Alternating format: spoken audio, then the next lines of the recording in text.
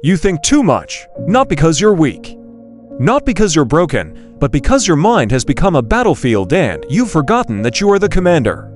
Every sleepless night, every spiral of what if, every invisible war in your head. It's not happening to you, you are allowing it. Today, we're going to use ancient Stoic wisdom, the exact method used by Marcus Aurelius himself to stop overthinking and take back control of your life. This isn't motivation, this is a system, a Stoic method that actually works. The Stoics believed that humans don't suffer from events, we suffer from our judgments about those events. This is why two people can experience the same situation, yet one moves forward and one falls apart mentally. Marcus Aurelius wrote, "Your mind will take the shape of what you frequently dwell upon. Overthinking is simply dwelling on the wrong things. Not on danger, not on reality, but on imagination." Seneca called this suffering more in imagination than in reality. Most of your stress, it's your mind trying to control things that are not yours to control. This is the root of your overthinking.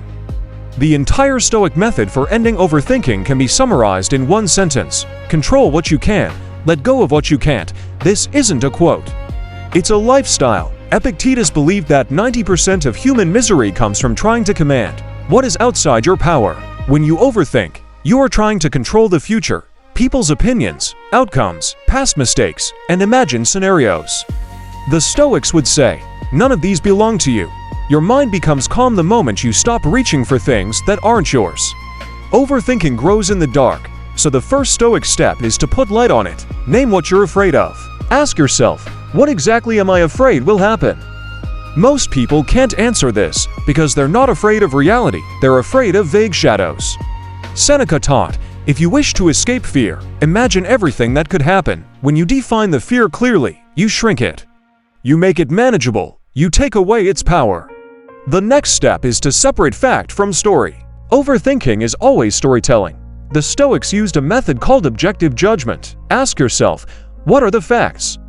And what is the story my mind is adding? For example, a fact might be, I sent a message, but the story your mind creates is, they didn't reply because they hate me. Or the fact is, my boss wants to talk. The story becomes, I'm getting fired. When you remove the story, your mind becomes clear again. Marcus Aurelius wrote, remove the opinion, and the complaint is gone. Overthinking collapses when you stop believing your mind's fiction. The Stoics believe the cure for overthinking is action, not big action, just the next step. Epictetus said, if it is not in your control, forget it. If it is, do it. The moment you start doing something, anything, your mind stops spinning. Because the brain cannot overthink and take action at the same time. Action is the enemy of anxiety.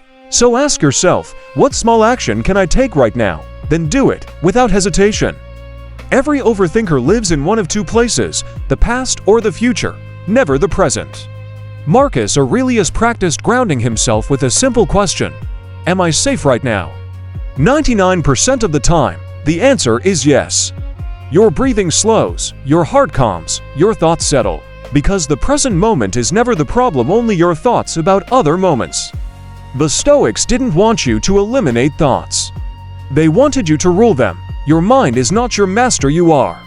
When you name the fear, separate facts from stories, act on what you control, and return to the present, overthinking no longer controls your life. Marcus Aurelius said it best, you have power over your mind, not outside events.